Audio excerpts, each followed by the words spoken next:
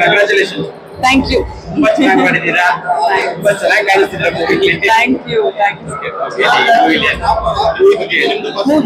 ಹೌದು, ಮೊದಲನೇ ಮೂವಿ ಬಗ್ಗೆ ಹೇಳೋದಾದ್ರೆ ನೀವು ಆಲ್ರೆಡಿ ಪಾತ್ರ ನೋಡಿದ್ದೀರಾ. ಸೊ ಈ ತರ ಡೆಬ್ಯೂ ಮೂವಿಗೆನೆ ನನ್ಗೆ ಈ ತರ ಒಂದ್ ಪಾತ್ರ ಸಿಗ್ಬೇಕಂದ್ರೆ ಡೈರೆಕ್ಟರ್ಗೆ ಒಂದ್ ನಂಬಿಕೆ ಇರ್ಬೇಕು, ಮತ್ತೆ ಈ ಪ್ರೊಡಕ್ಷನ್ಗೆ ನನ್ ಮೇಲೆ ನಂಬಿಕೆ ಇರ್ಬೇಕು. ಆ ತರ ನಂಬಿಕೆ ಉಳಿಸ್ಕೊಂಡಿದೀನಿ. ಅಟ್ಸ್ ಬಿಕಾಸ್ ಅಷ್ಟು ಹಾರ್ಡ್ ವರ್ಕ್ ಮಾಡಿದ್ದೆ ಮೂವಿಗೋಸ್ಕರ.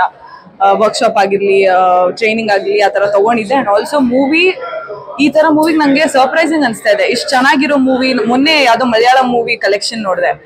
ಅವ್ರೊಂದು ಪ್ರಮೋಷನ್ ಮಾಡಿಲ್ಲ ನಮಗೋಸ್ಕರ, ಏನು ₹1 ಖರ್ಚು ಮಾಡಿಲ್ಲ ನಮ್ ಕನ್ನಡದವ್ರಿಗೆ. ಬಟ್ ಸ್ಟಿಲ್ ನಮ್ ಕನ್ನಡದವ್ರು ಹೋಗಿ ಸಪೋರ್ಟ್ ಮಾಡ್ತಾ ಇದಾರೆ. ಅದು ಅರ್ಥ ಆಗ್ತಾ ಇಲ್ಲ. ಸಪೋರ್ಟ್ ಮಾಡ್ಲಿ ಒಳ್ಳೆ ಮೂವೀಸ್ಗೆ, ಬಟ್ ಅದೇ ರೀತಿ ಕನ್ನಡ ಮೂವಿನೂ ಈ ತರ ನಾವು ಇಷ್ಟು ಪ್ರಮೋಷನ್ಸ್ ಖರ್ಚು ಮಾಡಿ ಕನ್ನಡದವ್ರಿಗೆ ಅಂತಾನೆ ಮೂವಿ ಮಾಡಿದಾಗ ಕನ್ನಡದವರೇ ಬಂದಿಲ್ಲ ಅಂದ್ರೆ ತುಂಬಾ ದುಃಖ ಆಗುತ್ತೆ. ಮತ್ತೆ ಈಗ ರೆಸ್ಪಾನ್ಸ್ ಚೆನ್ನಾಗಿ ಬರ್ತಿದೆ. ಅಟ್ಲೀಸ್ಟ್ ಇವಾಗ ನಮ್ಗೆ ಒಳ್ಳೆ ಪಿಕಪ್ ಆಗಿದೆ. ಸೊ ಅದ್ರ ಬಗ್ಗೆ ಹ್ಯಾಪಿ. ಅಂಡ್ ನಾನು ಆಡಿಷನ್ ಮೂಲಕ ಸೆಲೆಕ್ಟ್ ಆಗಿದ್ದು. ನನ್ಗೆ ಯಾವ್ದು ಮೂವಿ ಬ್ಯಾಕ್ ಗ್ರೌಂಡ್ ಇಲ್ಲ, ನಥಿಂಗ್. ನಾನು ಪ್ಯೂರ್ಲಿ ಒಂದು ಆಕ್ಟಿಂಗ್, ನಾನು ಮೌಂಟ್ ಕಾರ್ಮಲ್ ಅಲ್ಲಿ ಇದ್ದಾಗ ಓದ್ತಾ ಇದ್ದಿದ್ದು. ಸೊ ಅಲ್ಲಿಂದ ನಾನು ಡ್ರಾಮ್ಯಾಟಿಕ್ಸ್ ಅಸೋಸಿಯೇಷನ್ ಇಂದ ಇಂಟ್ರೆಸ್ಟ್ ಬಂದು ಪ್ಯೂರ್ಲಿ ಆಕ್ಟಿಂಗ್ ಮೇಲೆ ಸೆಲೆಕ್ಟ್ ಆಗಿದ್ದೀನಿ. ಸೊ ಹಾಗೆ ಆಡಿಷನ್ಸ್ ಕೊಟ್ಟು ಆಲ್ಮೋಸ್ಟ್ 10 days ಆಡಿಷನ್ ಮಾಡಿದ್ದಾರೆ ಈ ಕ್ಯಾರೆಕ್ಟರ್ಗೆ.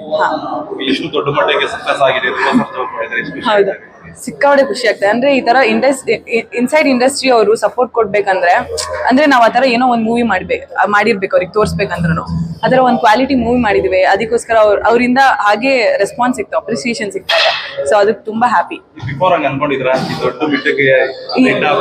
ಇಲ್ಲ, ಮೂವಿ ಒಟ್ನಲ್ಲಿ ಕಾಂಟೆಂಟ್ ಚೆನ್ನಾಗಿತ್ತು, ಡಿಫ್ರೆಂಟ್ ಆಗಿತ್ತು. ನಾನು ಆಸ್ ಅ ಆಡಿಯನ್ಸ್ ಕೇಳಿದಾಗ ತುಂಬಾ ಚೆನ್ನಾಗಿತ್ತು ಅಂತ ಅನಿಸ್ತು. ಬಟ್ ಈ ಲೆವೆಲ್ಗೆ ಇನ್ಸೈಡ್ ಇಂಡಸ್ಟ್ರಿಯಿಂದ ಪ್ರತಿಯೊಬ್ರು ಸೆಲೆಬ್ರಿಟಿ, ಎಲ್ಲರೂ ಇನ್ಕ್ಲೂಡಿಂಗ್ ಡೈರೆಕ್ಟರ್ಸ್ ಎಲ್ಲರೂ ಕೂಡ ಒಂದು ಮೆಸೇಜ್ ಕಳ್ಸಾಗ ತುಂಬಾ ಖುಷಿ ಆಗುತ್ತೆ ಸರ್, ಇಷ್ಟು ಸಪೋರ್ಟ್ ಸಿಗ್ತಾ ಇದೆ ಅಂತ.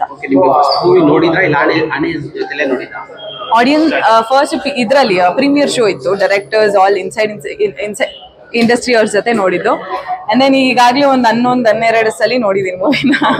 ಹೌದು, ಮರೆಯಕ್ಕೆ ಆಗಲ್ಲ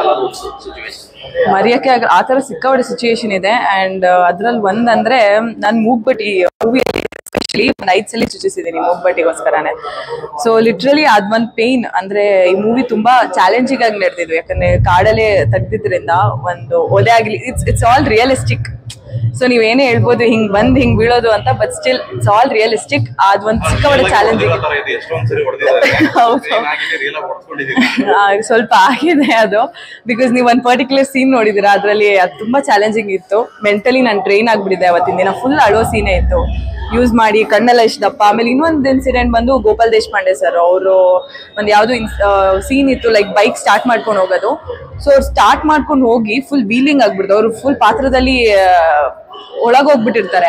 ಆ ಕ್ಷಣದಲ್ಲಿ ವೀಲಿಂಗ್ ಆಗ್ಬಿಡ್ತು. ಅಂಡ್ ಜಸ್ಟ್ ಮಿಸ್ ಡೈರೆಕ್ಟರ್ ಮತ್ತೆ ಕ್ಯಾಮ್ರಾಮ್ಯಾನ್ ಎಲ್ಲ ಕ್ಯಾಮ್ರಾ ಎಲ್ಲ ಅವ್ರಲ್ಲಿ ಸ್ವಲ್ಪ ಪಿಲ್ಲರ್ ಇದ್ದಿಲ್ಲ ಅಂದಿದ್ರೆ ಅವತ್ತು ನಿಜ ಗೊತ್ತಿರ್ಲಿಲ್ಲ ಏನಾಗ್ತಿತ್ತು ಅಂತ. ಅವ್ರು ಎಷ್ಟು ಕಟ್ ಆಗಿತ್ತು, ಬಟ್ ಸ್ಟಿಲ್ ಅವ್ರು ಅವತ್ತಿನ ಸೀನ್ ನಡೆಸಿದ್ರು. ಅದು ಈಗೂನು ನೆನ್ಸ್ಕೊಂಡ್ರೆ ತುಂಬಾ ಇದಾಗತ್ತೆ.